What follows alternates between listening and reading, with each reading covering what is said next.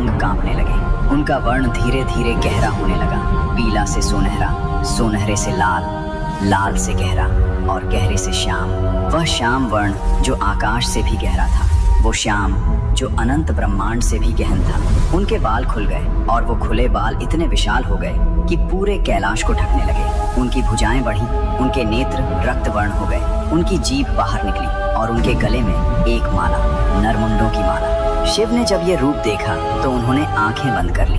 त्रिलोकपति, जिनके त्रिनेत्रों के सामने देवता भी नहीं ठहरते, उन्होंने आंखें बंद कर ली और जब उन्होंने आंखें खोली तो सामने खड़ी थी एक तेजस्वी भयंकर देवी। श्याम वर्ण, खुले बिखरे बाल, नरमुंडों की माला, आंखों में वो तेज जो सूर्य को भी झुका दे। शिव ने पूछा, मेरी प्रिया सती कहाँ है? और वो देवी मुस्कुराई और बोली, मैं ही सती हूँ और मैं यही हूँ। और उस क्षण शिव के चारों ओर हर दिशा से एक एक करके 9 और देवियां प्रकट हुई। शिव ने भागने की कोशिश की और यही वो क्षण है जब महादेव वो उठ खड़े हुए वहां से चले जाने के लिए, क्योंकि अथक प्रयास के बाद भी देवी दक्ष यज्ञ में जाना चाहती थी। वो उत्तर की ओर भागे, एक देवी, पूर्व की ओर भागे, एक और देवी, हर दिशा में एक एक देवी और हर देवी माँ का ही एक रूप। 10 दिशाएं, 10 रूप और बीच में शिव विस्मित। और उस क्षण उन्होंने वो देखा जो हम सब नहीं देख पाते। शक्ति सर्वव्यापी है, शक्ति हर दिशा में है, शक्ति असीमित है और शक्ति के बिना शिव भी अधूरे हैं। यही थी 10 महाविद्याएं। शिव का मुख उस समय दक्षिण की ओर था, इसीलिए माँ काली शिव के सामने दक्षिण में प्रकट हुई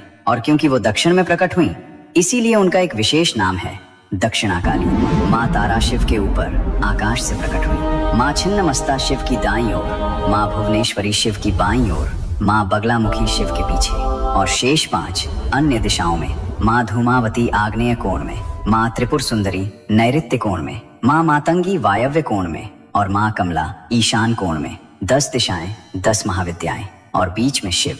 और तब माँ सती ने इन 10 महाविद्याओं को शिव के पास छोड़ा और अपने पिता के यज्ञ की ओर चली गई। ये 10 देवियां, यही हैं माँ आद्या शक्ति के 10 महान स्वरूप और हर एक स्वरूप एक अलग सत्य का दरवाजा है। लेकिन इन 10 दरवाजों को खोलने के लिए, इन 10 सत्यों को जीवन में उतारने के लिए एक मार्ग है जो हमारे ऋषियों ने हजारों साल की साधना में खोजा।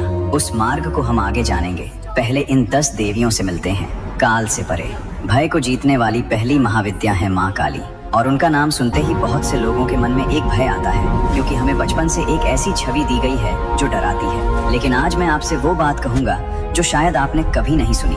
माँ काली मृत्यु की देवी नहीं है, माँ काली मृत्यु के भय को नष्ट करने वाली है। ये फर्क समझना बहुत जरूरी है। माँ काली काल से परे हैं। काल यानी समय, वो समय से पहले थी और समय के बाद भी होंगी। उनका श्याम वर्ण उस अनंत ब्रह्मांड को दर्शाता है जो हमें रात के आकाश में दिखता है। उनके गले में नरमुंडों की माला है और वो 51 नरमुंड संस्कृत वर्णमाला के 51 पवित्र अक्षरों का प्रतीक है, जिन्हें मातृका कहते हैं, अर्थात वाणी, ज्ञान, समस्त शास्त्र, समस्त मंत्र सब माँ काली के गले में है। उनके 4 हाथ हैं, एक हाथ में खड्ग अहंकार को काटने के लिए, एक हाथ में नर मस्तक मृत्यु को स्वीकार करने की शिक्षा देने के लिए, एक हाथ अभय मुद्रा में डरो मत ये कहते हुए और एक हाथ वरद मुद्रा में मांगो दूंगी ये कहते हुए। और वो जिस पर खड़ी है वो शिव है। चेतना शक्ति के बिना निष्क्रिय है, शक्ति के बिना शिव शव है। माँ काली की मूल साधना का नाम है शव साधना। इस साधना में साधक भय के प्रतीकों का सीधे सामना करता है। शव साधना में साधक मृत्यु को सीधे देखता है, उससे आंखें नहीं चुराता।